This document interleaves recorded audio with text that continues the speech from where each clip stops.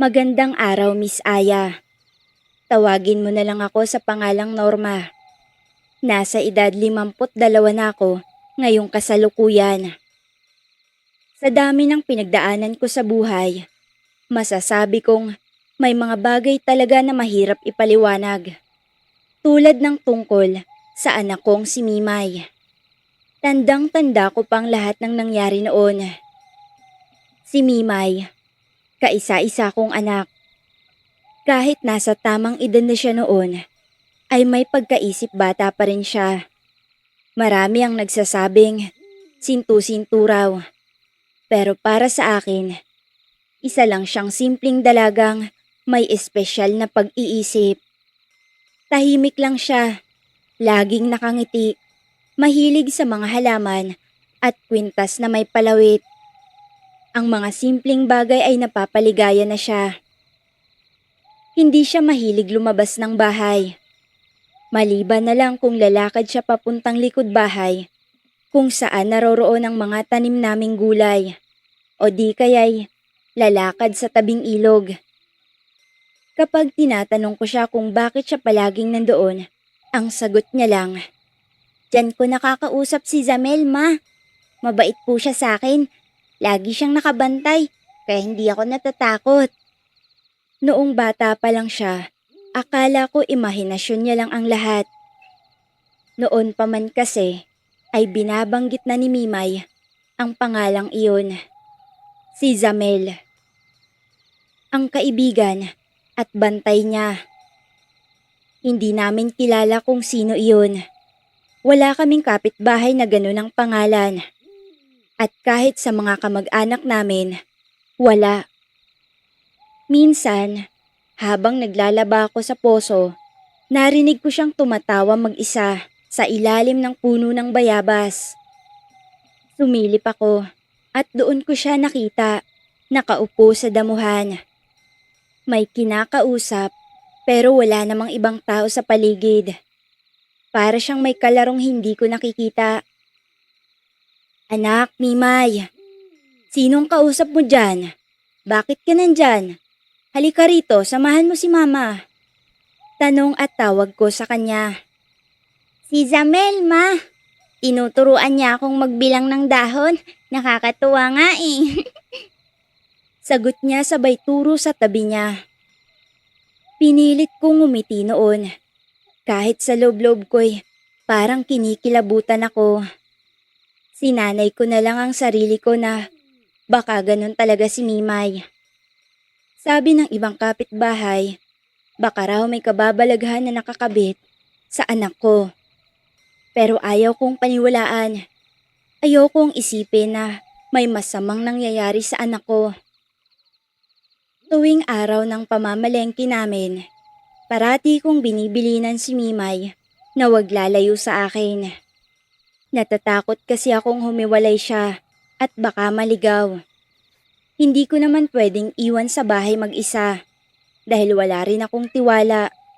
Pero minsan, nawawala na lang siya bigla tapos makikita na lang sa dulo ng iskinita. May kausap o mas tamang sabihing mag-isa pero para bang may iba siyang kausap. Isang araw, habang pauwi kami mula sa bayan, may tambay sa kanto na tinawag siya. "Oy, sira ulo! San ka na naman galing ha? Baliw-baliw na to. Nagpapakalat-kalat na naman dito sa lugar natin. Sayang ka, maganda ka pa naman sana. Kaso may sira sa utak." Sigaw ng isang lasing na lalaki, sabay hagalpak ng tawa. Nagalit ako nang marinig ko ang sinabi ng lalaki. Nang gigigil akong pinanlakihan ng mga mata, ang mga tambay. "Hoy tanda, rumispeto naman oh. Anak ko yung pinagsasalitaan mo ng hindi maganda." Sigaw ko sa kanila. Pero lumapit pa rin ang isa sa kanila kay Mimay. Parang gusto siyang kulitin. Laking gulat ko nang bigla itong napaatras at sumigaw. "Anak ng munggo ka! May lalaki sa tabi niya! Nakakatakot!" Sigaw nito. Sabay nagtakbuhan silang lahat papalayo. Naiwan si Mimay na nakangisi ng malaki na para bang natutuwa pa ito sa nakikita niya. Ma, andyan si Zamel. Sabi niya, huwag akong matakot. Hindi niya ako pababayaan. Ililigtas niya daw ako palagi. Hindi ko alam kung anong klaseng presensya ang naroroon. Pero alam ko, may nararamdaman din ako. Parang may malamig na hangin na dumaan. Parang may mga matang nakatingin kahit wala namang tao. Simula noon, tuwing may nagtatangkang manggulo kay Mimay, may hindi inaasahang nangyayari. Nahuhulog ang sanga sa harap nila. Nasisiraan ang bisikleta. Biglang kumukulog kahit maaraw. Para bang may umaawat sa kanila. Doon ko napagtanto. Baka nga totoo ang sinasabi ni Mimay. May bantay nga siya. At hindi basta-bastang nilalang ang gabay niya. Pero habang lumilipas ang mga taon, mas napapansin ko ang kakaibang kilos ni Mimay. Minsan, nawawala siya sa gabi. Tapos makikita ko siyang nakaupo sa ilalim ng puno. Tahimik lang. At minsan, para siyang biglang tumitigil. Nakatingin sa kawalan. Tapos ay tatawa. May mga gabi ring umiiyak siya habang natutulog. Tapos ay bubulong. Ayoko na! Ayoko na! Gusto ko na kay mama! Naaalala ko noon. Isang gabi, nagising ako sa tunog ng kawayan na parang tinatapik. Paglabas ko ng bahay, nakita ko si Mimay na parang tinatawag sa gubat sa likod ng bahay. Hindi siya lumalakad, pero parang hinihila. Natakot ako nang makita ko iyon, kaya naman sinigawan ko siya. Mimay, anak! Tumigil siya. Tumingin sa akin. Tapos ay ngumiti lang. Ma, sabi ni Zamel, gusto ka raw niyang makilala. Hindi ko alam kung matutuwa ba ako o matatakot. Sa puntong iyon, nagsimula na akong magdasal ng mas madalas. Hindi ko maintindihan kung ano ba talaga si Zamel. Kaibigan ba siya? O may kailangan siyang kapalit? Pero kahit may pangamba ako, sa puso ko, alam kong si Mimay ay isang inosenteng nilalang. At kung may gumagabay man sa kanya, sana'y hindi ito para sa masama. Hindi ko alam na ang mga sagot ay matagal nang nasa paligid lang, na ang dahilan kung bakit ganito si Mimay ay nagsimula bago pa siya ipinanganak. Nagsimula akong magtanong-tanong sa mga matatanda sa aming lugar, lalo na kay Aling Biring. Matandang hilot sa kabilang dulo ng baryo. May edad na rin siya, halos 80 na, pero matalas pa rin ang alaala. Norma, kilala ko si Zamel. Sabi niya isang hapon, habang nagkakape kami sa ilalim ng puno ng mangga. Napapitlag ako at tinanong ko kung paano niya nakilala si Zamil at anong klaseng nilalang ito. Hindi siya tao. Isa siyang engkanto. Isa sa mga tagabantay ng kagubatan sa likod ng dating lupain ng lola mo. Nanindig ang mga balahibo ko. Anong ibig niyong sabihin? Alam mo bang, ang lupaing tinayuan ng bahay niyo ngayon ay dating pook na inaalayan ng mga ninuno natin. Doon ko naalala si Lola Tarsila, ina ng itay ko. Mahilig siya sa mga dasal na hindi ko maintindihan. Laging may insenso sa bahay, laging may alay na itlog, at minsan pa'y dugo ng manok. Sinasabi lang niya na pamana daw nila iyon sa kanilang lahi. Ang lola mo, sumasamba sa mga nilalang ng kagubatan. Isa siya sa pinakamasigasig na tagapag-alay noon. At balita ko, nang mamatay ang asawa niya, humiling siya ng kapalit. Kaligayahan kayamanan at kaligtasan mula sa kahirapan. Sabi ni Aling Biring. Pero mahirap lang po kami. Sabi ko, pero hindi kayo hikahos. Hindi gaya ng iba na halos isang kahig, isang tuka na lang. Sagot niya.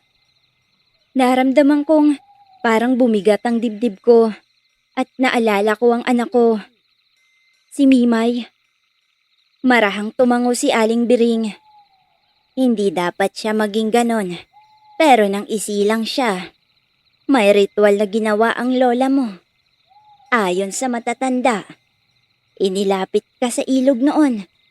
At habang wala kang malay ng gabing iyon, binigkas niya ang pangalan ng tagapagbantay. Inalay niya ang anak mo. Hindi ako nakapagsalita. Nanginginig ang kamay ko. Kaya pala si Mimay ay laging parang nasa mundo ng iba. Kaya pala may bantay siya. Pwede pa bang bawiin yun? Tanong ko, halos pabulong na lang. Kung gustong bitawan ng engkanto ang kanyang binabantayan, oo. Pero kung may pagkakautang ang kaluluwa ng bata sa kanya, mahirap na. Simula noon, pinilit kong bantayan si Mimay palagi. Lalo akong nagdasal. Lumapit ako sa pare. Humingi ako ng dasal para sa bahay. Pero sa gabi, naririnig ko pa rin si Mimay. Naglalakad sa dilim na para bang may kausap. Isang gabi, nahuli ko siyang nakatayo sa ilalim ng buwan. May hawak na peraso ng asin sa kaliwang kamay at maliit na bato naman sa kanan. Pumikit siya tapos bumigkas. Jamel, wag mo silang saktan. Kawawa naman sila. Ako na lang ang saktan mo. Wag na sila. Hindi ko alam kung kanino siya nagmamakaawa. Pero parang ang dami niyang alam na hindi ko pa nalalaman. Pagkatapos ng gabing yun, tumigil munang mga kababalaghan. Tahimik si Mimay. Parang pagod. Madalas siyang tulala. Tinanong ko siya kung gusto niya ba ng bagong palamuti sa kwarto niya. Tumango siya at sinabing gusto niya rin ng kwintas na may asul na kristal. Kaya naman ginawan ko siya. Hindi ko pa rin alam kung paano ko ililigtas ang anak ko. Pero handa akong humarap kahit kanino. Tao man o hindi. Para lang makuha ko siyang muli. Isang gabi, nagising ako sa mga yabag mula sa labas ng bahay. Dahan-dahan akong lumapit sa bintana at doon ko nakita muli si Mimay. Nakasuot ng puting duster, naglalakad papunta sa gubat, sa likod ng bahay. Hawak niya ang kwintas na may asul na kristal at para bang inaakit siyang sumunod sa isang hindi ko nakikita. Diyos ko, Mimay anak. Bulong ko habang binubuksan ang pinto. Makailang ulit ko na siyang tinawag, pero hindi siya lumilingon. Diretso pa rin ang lakad niya. Hindi ko na siya pinigilan. Imbes ay sinundan ko siya. Ang lamig ng hangin ay tila ba may alingaw ng mga bulong sa paligid. Huminto siya sa isang lumang puno ng balete.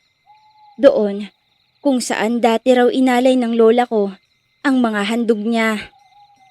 Paglapit ko, bigla siyang naupo sa damuhan, saka tumingala. May sinimulan siyang bulong. Hindi ko maintindihan, pero malinaw ang huling bahagi. Ingatan mo si Mama, wag mo na akong kunin. Hindi ko na napigilan ang sarili ko.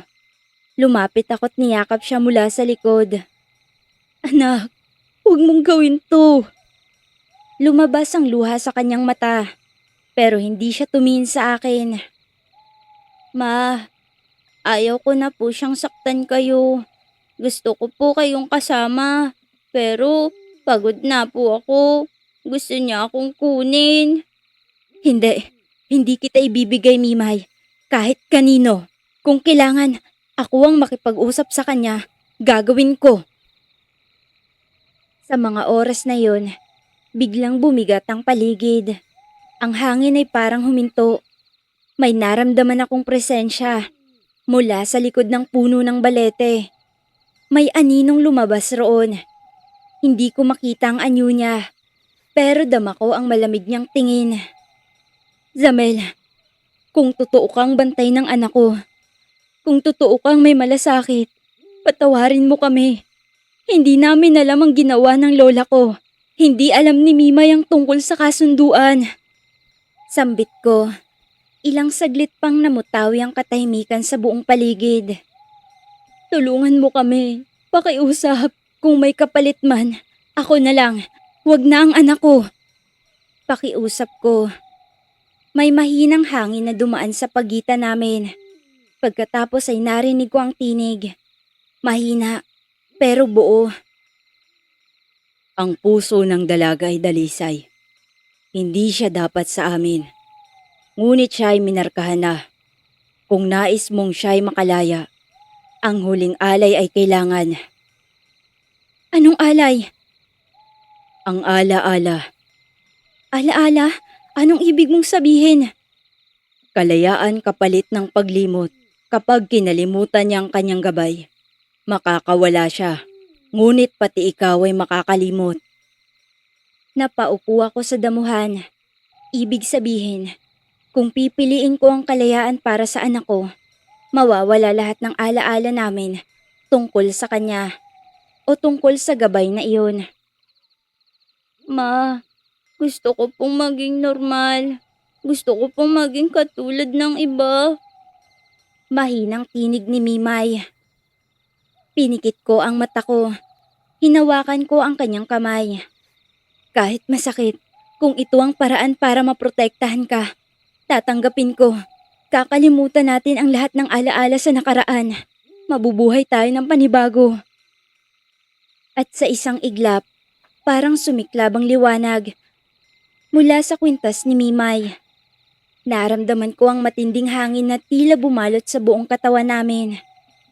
Pagdilat ko ng mata, nakaupo pa rin kami sa ilalim ng puno ng balete. Ngunit parang wala nang bigat sa paligid. Tahimik, payapa. Tumayo si Mimay at tumingin sa akin. Ma, anak, okay ka na? Napahawak ako sa pisngi niya. Opo, ang gaan na po ng pakiramdam ko. Yumakap siya sa akin ng mahigpit. Ma, sino po si Zamel? Napaluha ako. Wala na siyang alaala tungkol sa gabay niya. At sa puso ko, kahit ako, unti-unting nawawalang alaala ng kanyang anyo. Ang tinig niya, ang mga sandaling nakikita ko siya sa tabi ng anak ko, parang usok na tinangay ng hangin. Pero hindi ko pinagsisihan ang lahat. Mas pinili kong maging malaya ang anak ko. At mula noon, naging tahimik ang buhay namin. Si Mimay, natuto ng magsalita ng mas malinaw. Natutong makisalamuha sa iba. Hindi man siya naging karaniwang dalaga. Pero ramdam kong wala nang bigat na humahawak sa kanyang kaluluwa. At sa tuwing dadaan kami sa ilalim ng puno ng balete, lagi niyang sinasabing, "Ang ganda pala dito, ma. Parang may mga nagbabantay." Oo, anak. Baka nga meron. Makalipas ang 2 taon, unti-unti na ring nakalimutan ng mga tao ang tungkol sa sintu-sintong si Mimay. Lalo na't si Mimay mismo ay nagbago. Hindi man siya kasing bilis mag-isip tulad ng iba, pero marunong na siyang magbasa, magsulat, at tumulong sa gawaing bahay. Marunong na rin siyang magsabi kung nasasaktan siya o natatakot. At ang pinakamahalaga sa lahat, marunong na siyang tumawa. Hindi yung tawa na parang walang saysay, kundi yung may laman, may totoong saya. Isang araw, habang nagwawalis ako sa harap ng bahay, nilapitan ako ng isa sa mga dating madalas man-trip kay Mimay. Si Cardo, dating tambay na laging lasing. Ngayon, nagtitinda na lang siya ng isda at tila ba mas maayos na ang kanyang pag-iisip. Aling Norma, pasensya na po noon ah. Ang dami naming kasalanan kay Mimay. Sabi niya, tumangulang ako. Wala na yun. Salamat at naiintindihan mo na. Napansin ko kasi, ang laki ng pinagbago ng anak niyo. Parang, parang mas masaya siya ngayon. Yung mas buhay. Siguro nga, Cardo, kasi malaya na siya. Hindi ko na naidagdag ang totoong dahilan. Hindi ko na binanggit ang gabay na engkanto. Ang kasunduang sinira. Ang ala-alang isinuko ko. Alang-alang sa kalayaan niya. Hindi rin naman niya maiintindihan. Paglingon ko sa loob ng bahay, nakita ko si Mimay. Masayang nililinis ang mesa. Nakasuot siya ng lumang apron ko at naroroon pa rin ang ngiti sa kanyang labi. Sa puso ko, alam kong hindi ko na muling makikita ang engkantong si Zamel. Wala na akong matatanda ang malinaw na anyo niya, ni ang boses niya. Ngunit sa tuwing lumalakad si Mimay ng payapa, tuwing wala na akong naririnig na bulong o yabag sa gabi, tuwing may malinis na hangin sa paligid, alam kong may isang nilalang na datay nandito. Tahimik na nagpaalam. At sa mga gabi na tahimik ang mundo, pinapanood ko si Mimay habang natutulog. Bumubulong sa kawalan at nagpapasalamat kay Zamil. Hindi man ako sigurado kung naririnig pa niya ako.